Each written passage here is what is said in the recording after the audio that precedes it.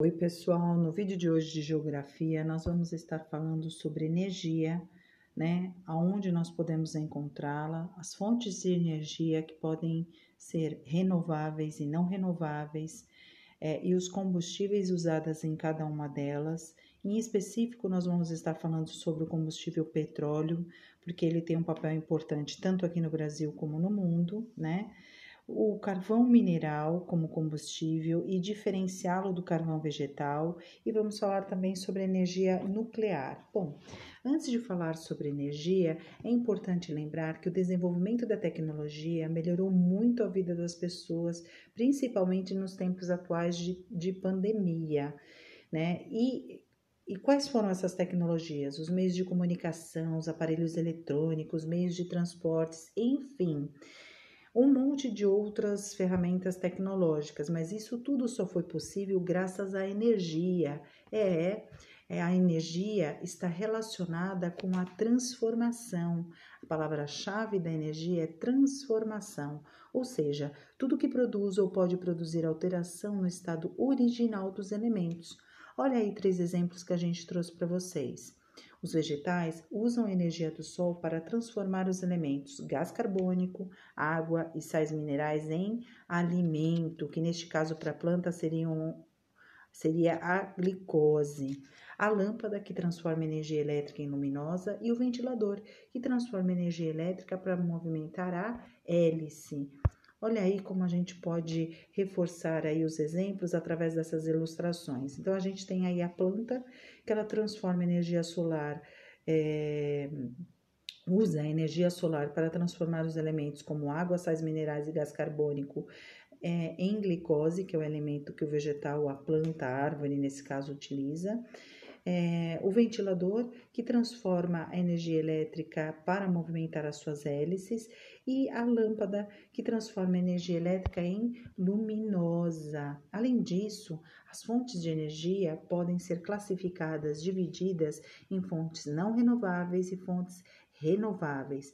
As fontes não renováveis, aliás, as fontes não renováveis são aquelas onde o ser humano consome em um período menor do que o tempo que a natureza leva para formá-las. Ou seja, gente, as pessoas utilizam os recursos da natureza num tempo que ela não consegue repor, ela vai demorar muito tempo para repor o que o ser humano, as pessoas usaram de recursos da natureza. Por quê? Porque levam milhões de anos para repor esse recurso da natureza, né? A natureza demora milhões de anos. Um exemplo clássico disso é o petróleo. Ele leva milhões de anos para ser formado. Porque ele é formado a partir da decomposição da matéria orgânica, ou seja, a partir de restos de seres vivos, sejam eles os seres vivos vegetais ou animais. Já as fontes renováveis são aquelas que se recuperam ou são recolocadas na natureza em uma velocidade igual ou maior que o consumo das pessoas. As renováveis é quando a pessoa consome os recursos naturais e a natureza consegue repor na mesma velocidade ou maior, numa velocidade maior, né? Então vai ter sempre o recurso natural. Além disso, as fontes renováveis, elas provocam menor impacto ambiental e são consideradas fontes de energia limpa, diferente das fontes não renováveis. Então, vamos dar alguns exemplos. A energia solar, que vem do sol, a energia eólica, que vem dos ventos ou da força dos ventos, e energia hidrelétrica, que vem da força das águas. Olha aí, a gente tem um exemplo de fonte não renovável, um óleo diesel, no caso aí dessa ilustração, né?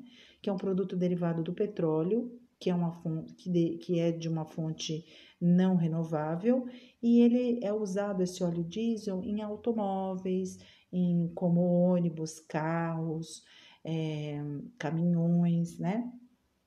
Agora, exemplos de fontes de energia renováveis, a gente tem na ilustração A, esses painéis solares que captam, né, a energia solar, os raios solares, né, para gerar energia. Já na ilustração B, o vento movimenta as pás das turbinas das usinas eólicas ou parques eólicos, como a gente chama, né, produzindo assim energia. Bom, e para entender melhor sobre as fontes de energia, vamos falar um pouquinho mais detalhado. Neste caso, vamos começar aí pelas não renováveis. As não renováveis, elas são divididas em combustíveis fósseis, como carvão mineral, petróleo, gás natural, e na energia nuclear, que vem do minério urânio, tá? Abaixo aí vocês podem ver as ilustrações de cada um, como que é a característica de cada um. Então, eu tenho o carvão mineral, que ele é caracterizado desta forma, né? Eu tenho o petróleo, que ele é caracterizado aí nesse formato abaixo, que vem nesse frasco. Ele tem uma coloração escura e é um líquido meio viscoso. E a gente tem na figura do lado direito o mineral de urânio, parece uma pedra, né? Bom, os combustíveis fósseis, falando primeiro sobre eles, são formados a partir do soterramento e da decomposição da matéria orgânica de restos de seres vivos, sejam eles plantas ou animais. E esse processo de decomposição dessa matéria orgânica leva milhões de anos para acontecer. E um dos combustíveis mais usados atualmente é o petróleo, que é aquele que a gente falou lá no slide anterior, né? Naquela coloração mais escura, e ele é encontrado no subsolo de áreas marinhas, ou seja, de áreas oceânicas, em alto mar, ou terrestres, né? Na superfície terrestre. Então, a gente tem aí o exemplo tanto de uma mina de carvão, de uma plataforma petrolífera, né? E a outra de uma plataforma de um poço de gás natural, onde eu também posso estar retirando petróleo, né? Então, eu tenho a plataforma petrolífera aí na primeira ilustração, né? O desenho do meio, que é na parte oceânica ou na terrestre. Geralmente o gás natural ele vem junto com o petróleo, tá bom? E todos esses três combustíveis fósseis que a gente está vendo aí nessa primeira ilustração, eles são obtidos lá no subsolo, bem lá embaixo, como a gente pode ver aí nessas camadas. Além disso, é importante a gente lembrar que nos últimos tempos a gente descobriu a camada do pré-sal, que seria uma segunda camada aí onde a gente consegue obter o petróleo, tá? Além da primeira, lá mais abaixo ainda da primeira, tá? E nessa ilustração da camada de pré-sal, a gente consegue ver aí nitidamente as plataformas petrolíferas na parte verde, que é a terrestre, e na parte oceânica, que é a plataforma marítima, tá? Bom, os combustíveis fósseis, no caso aqui o petróleo que a gente vai estar falando, ele é considerado não renovável, esse combustível fóssil. Por quê? Porque ele demora muito tempo para se formar na natureza. Acontece que nos últimos 200 anos, a extração dele cresceu num ritmo muito acelerado, muito grande. Isso foi decorrente principalmente por conta do consumo de seus derivados. Quais eles principais? A gasolina e o óleo diesel, porque esses produtos derivados do petróleo são usados em carros, motos, caminhões, ônibus e qualquer outro veículo automotor, né? Então, olha só aí na ilustração do meio, a gente vê a coloração do petróleo e o tambor, onde é o local de armazenagem desse tipo de combustível. Também do lado direito a gente mostra aonde são usados os derivados do petróleo, né? Que são nos carros, nesses veículos, né? Caminhões e por aí vai. E também do lado esquerdo a gente vê o processo aí de formação do petróleo que leva milhões de anos. Por quê? Porque esse processo é formado a partir do soterramento da matéria orgânica, tá? como a gente já falou no outro slide. E isso demora do soterramento e da decomposição da matéria orgânica, que leva muitos anos para ser transformada, por exemplo, em petróleo, em gás natural. Bom, como o petróleo ele é muito importante, vale um destaque aí para ele, mostrando nesse infográfico o processo de extração e distribuição dele e seus derivados. Perceba que a gente tem 4 principais etapas. A gente está falando aqui nesse infográfico tanto as principais etapas, que são as descrições nesses blocos maiores, como lá embaixo os locais onde acontece cada etapa, tá bom? Então, vale prestar essa atenção.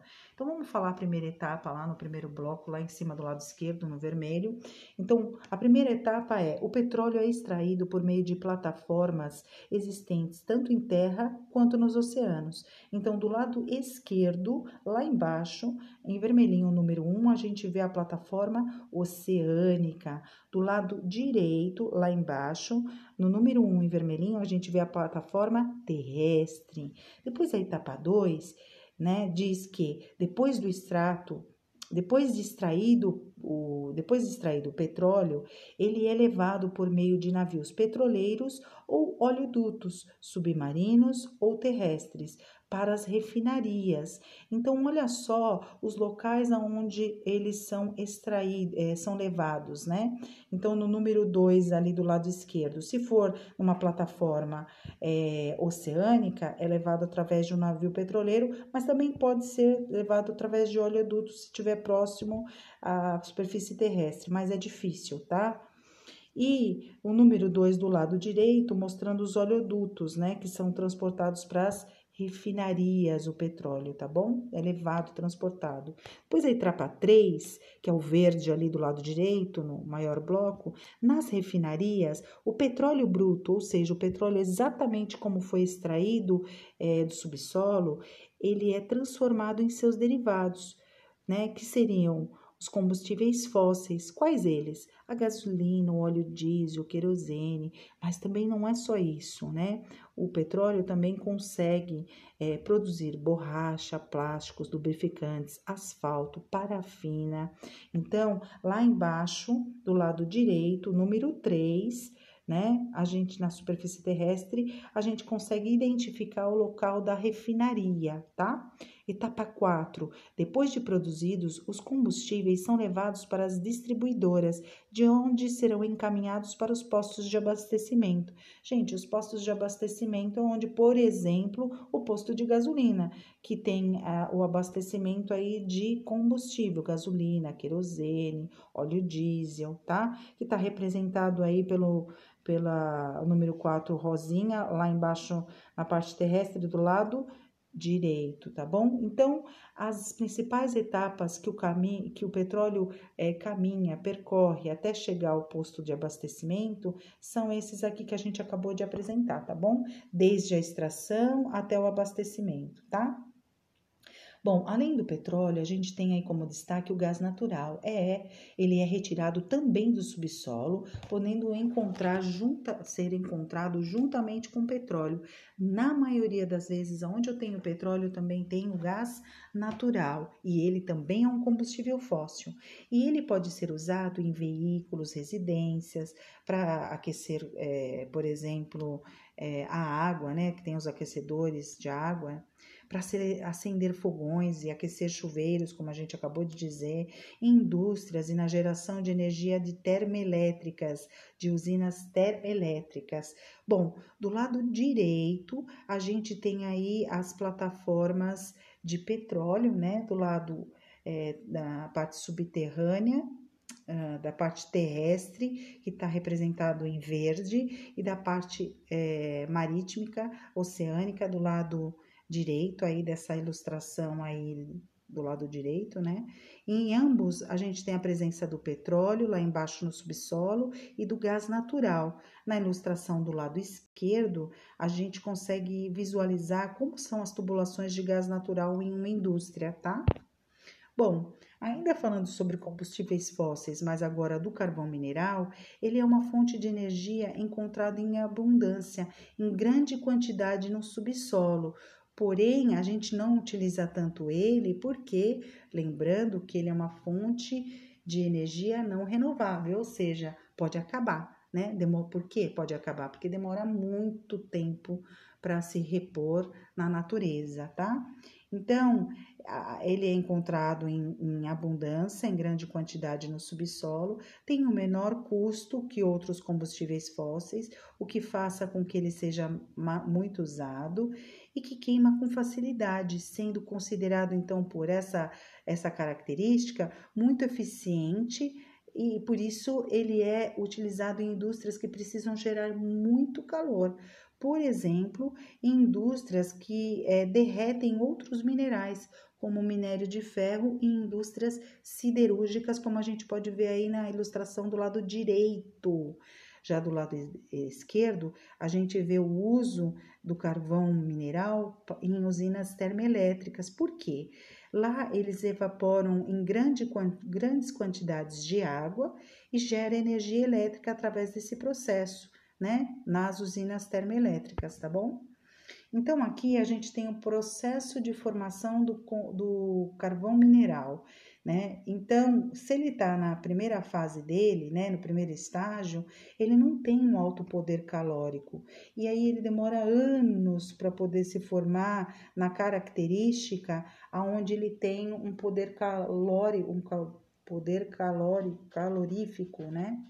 Calorífico muito grande, o qual aí ele pode ser utilizado com aquelas finalidades para usinas termoelétricas e também em usinas siderúrgicas. Aqui a gente tem as características do mineral, né, do carvão mineral, tanto na fase do estágio 1 como na fase do último estágio aí, onde ele está com todas as características prontas para ser utilizado com aquelas finalidades de termoelétrica e indústrias siderúrgicas.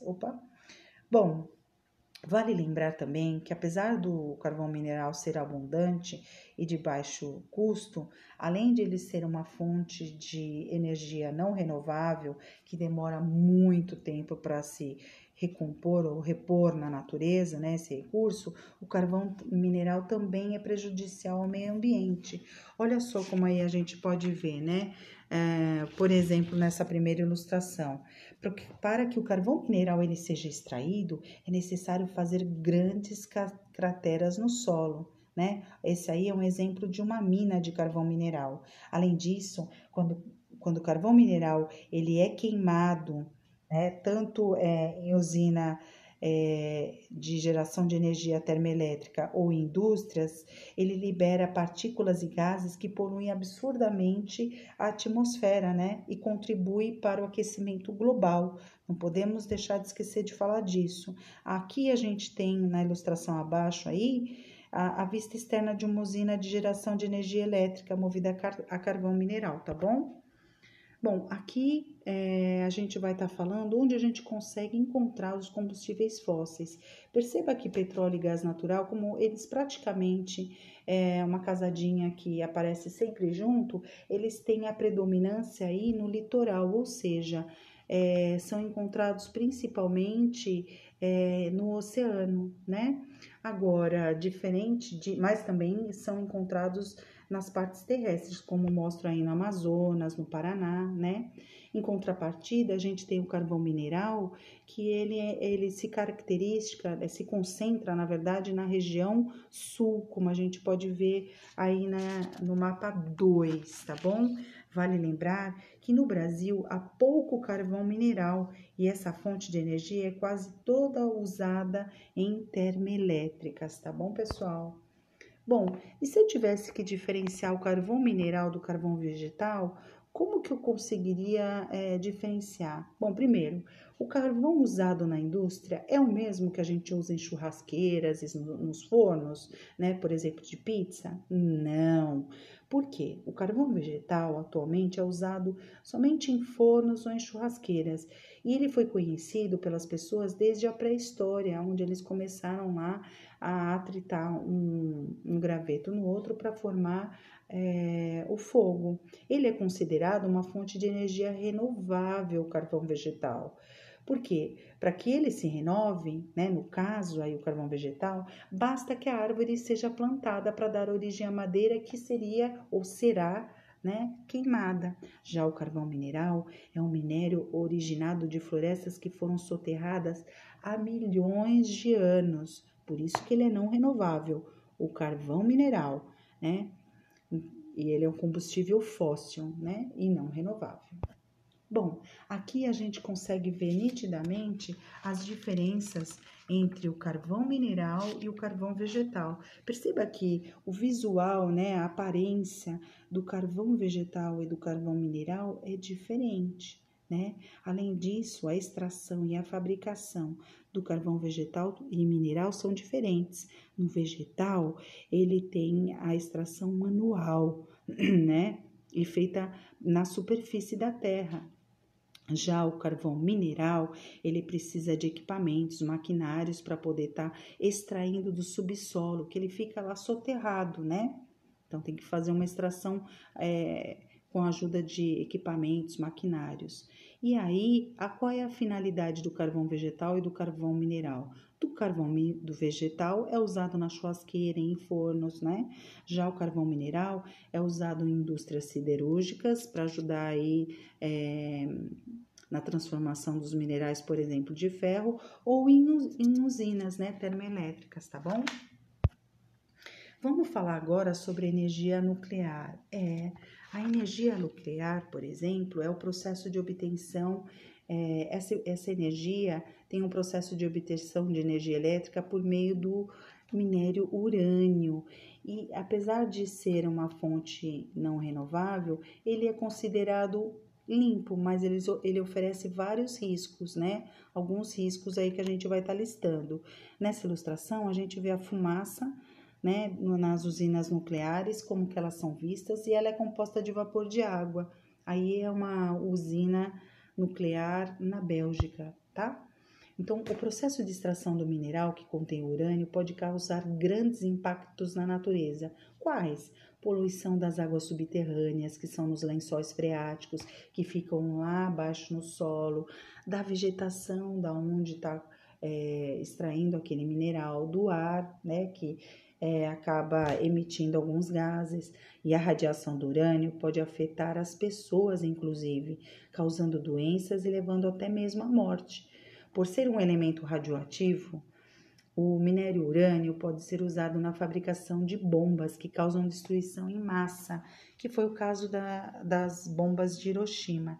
Lembrando que radiação é liberação de energia que que pode prejudicar ou não o ser humano. Neste caso, a radiação do urânio é prejudicial e pode levar à morte. O símbolo da radiação é esse amarelinho aí que a gente pode ver na ilustração.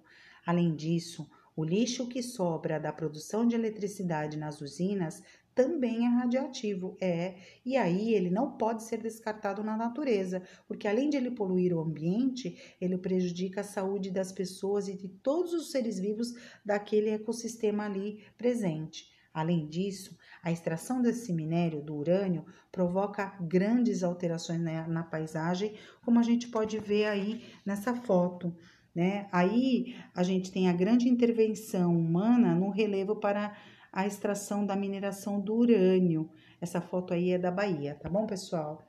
Bom, então se a gente tivesse que fazer um resumo aí, um abrangente de tudo que a gente viu até agora, as fontes de energia renováveis, elas têm origem em recursos que se renovam na natureza, como o vento, a água, o calor do sol, né, as ondas do mar, os vegetais, são recursos que a natureza consegue repor no mesmo tempo onde a gente consome, tá? Igual ou mais rápido. E com esses recursos é possível obter algumas energias, né? Como as energias elétricas e combustíveis, né? E quais energias a gente consegue aí obter? A energia hidrelétrica na primeira ilustração, a energia eólica, né, que é através dos ventos, a energia solar, que é através do sol, a energia hidrelétrica através da força da água, tá bom? E as fontes de energia não renováveis também são encontradas na natureza, mas, no entanto, elas precisam de muitos anos para se repor, né? Para se formar.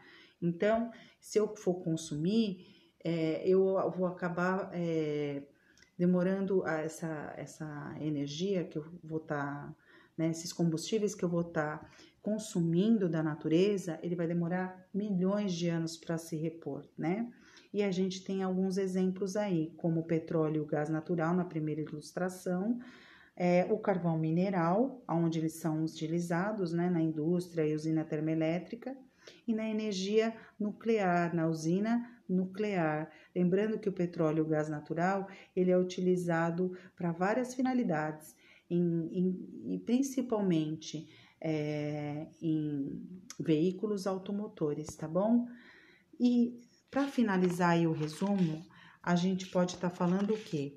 Que em cada um dos recursos não renováveis, né, a gente possui características e finalidades específicas para cada combustível. Vamos falar sobre eles? O petróleo é um recurso fóssil que demorou milhões de anos para se formar.